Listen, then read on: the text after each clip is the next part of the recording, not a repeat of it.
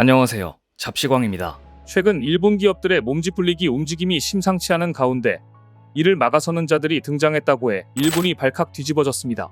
미 대선 후보로 격하게 싸우던 트럼프와 해리스 부통령이 일본 얘기만 나오면 한 목소리로 일본은 절대 안 된다는 입장을 보이고 있다는데요. 예상치 못한 격한 반대에 부딪힌 일본이 멘붕 상황에 빠졌다는데 자세히 알아보겠습니다.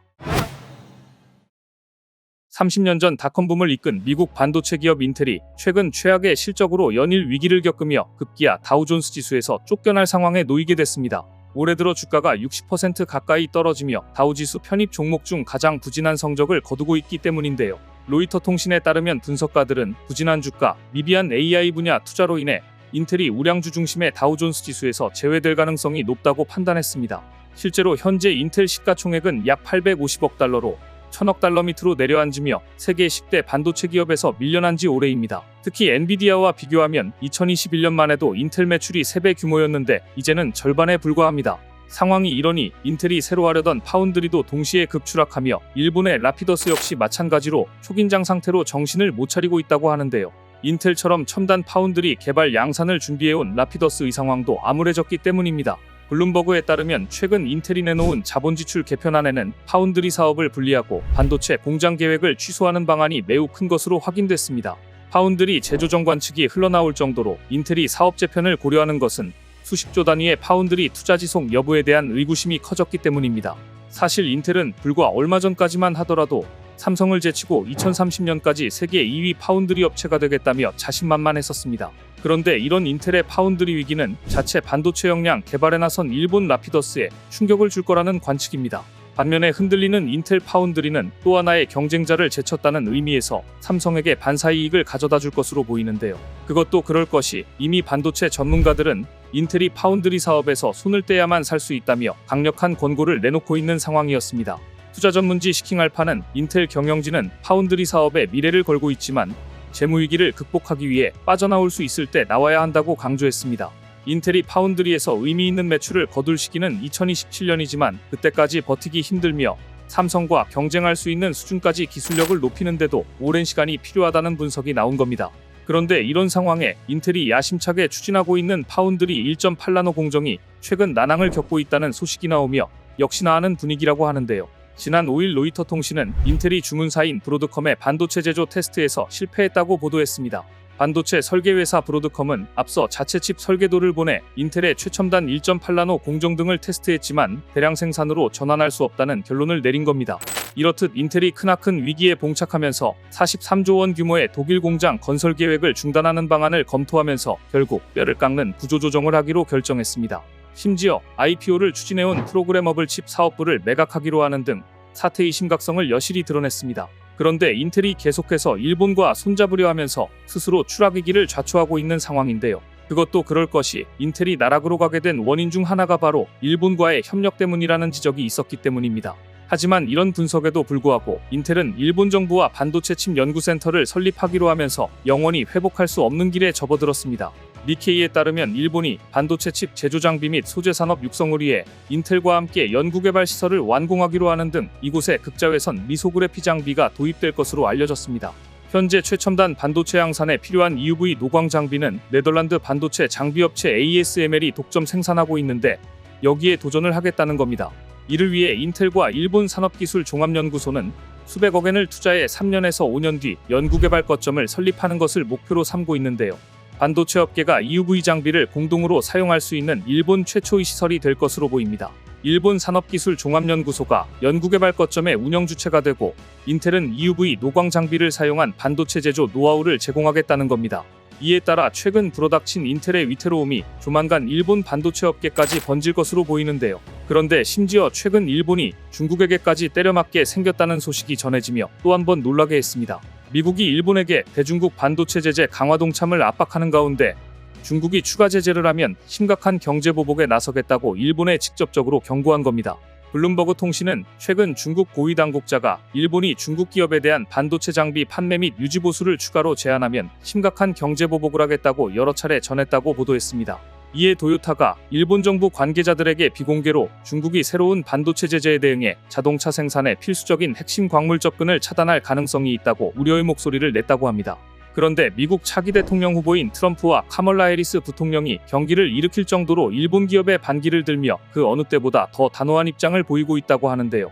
로이터 통신에 따르면 일본제철이 미국 대표 철강회사 US 스틸을 인수하는데 엄청난 반대의 목소리를 내고 있는 중입니다. 해리스 부통령은 US 스틸은 미국인이 소유하고 운영하는 기업으로 남아있어야 한다는 바이든 대통령의 입장에 완전히 동의한다고 말했습니다. 앞서 바이든 대통령도 해리스 부통령에 앞서 한 연설에서 US 스틸은 미국 회사로 남아있어야 한다며 자신의 기존 입장을 재확인한 바 있습니다. 여기에 더해 공화당 대선 후보인 트럼프 역시 일본제철의 US 스틸 인수 소식에 대해 기껏 철강 산업을 살려냈는데 US 스틸이 일본에 팔린다니 끔찍한 이야기라면서 즉각 저지할 것이라며 공개적으로 반대했습니다.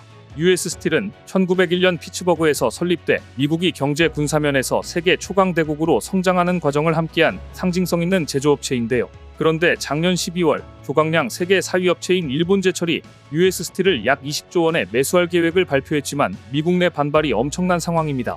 그런데 사실 일본 철강 산업의 일본제철과 합병을 발표한 US 스틸에 대해 혁신도 발전도 없는 미국 철강 산업을 대표한다는 이야기가 나오는데요. 지난 1901년에 기업이 설립되었을 때 US 스틸은 세계에서 가장 큰 기업이었고 3분의 2가량의 미국의 철강을 생산했었습니다. 하지만 오늘날 US 스틸은 미국의 철강 생산량의 12%만 책임지고 1955년 당시보다 3분의 1가량의 철만 생산하고 있는 상태입니다. 이렇듯 US 스틸의 사례는 쇠퇴한 미국 철강 산업의 예를 방증합니다. 실제로 20세기 초에 미국의 철강 산업은 유럽의 철강 산업을 넘어 세계에서 가장 크고 효율적인 산업이었습니다. 당시 앤드류 카네기의 카네기 철강은 철강 제조 능력의 발전과 시장 점유율 확장에 몰두하고 있었고 1870년부터 1896년 사이에 서서히 가격을 80% 이상 인하했기 때문입니다.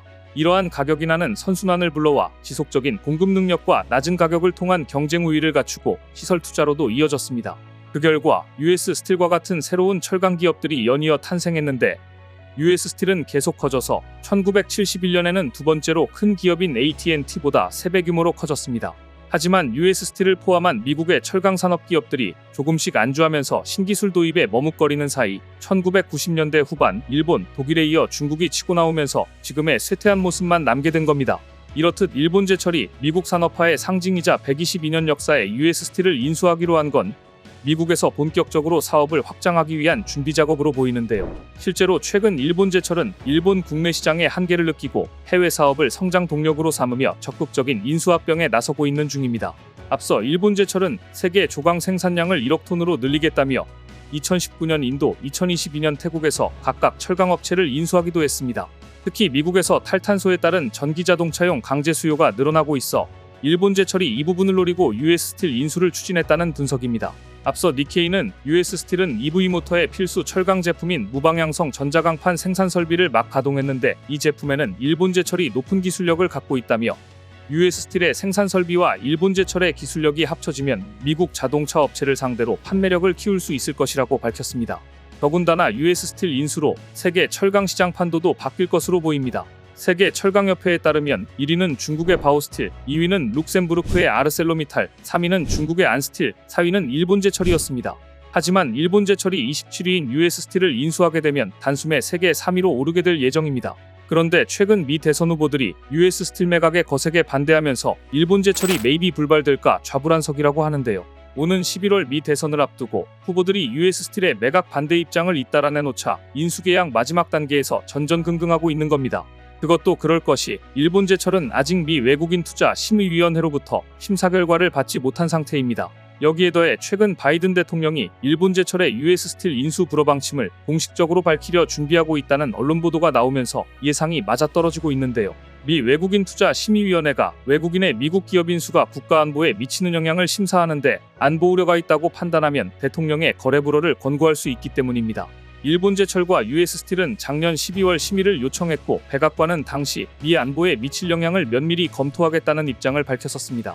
하지만 현재 미 정치권에서 여야를 막론하고 일본제철의 US 스틸 인수에 거세게 반대하고 있어 일본의 계획이 물거품이 될 것으로 보이는데요. 일본의 계속되는 헛발질, 과연 어떻게 종결될지 관심 있게 지켜보겠습니다. 오늘 준비한 소식은 여기까지입니다. 댓글을 통한 여러분들의 많은 의견 기다리겠습니다. 시청해주셔서 감사합니다.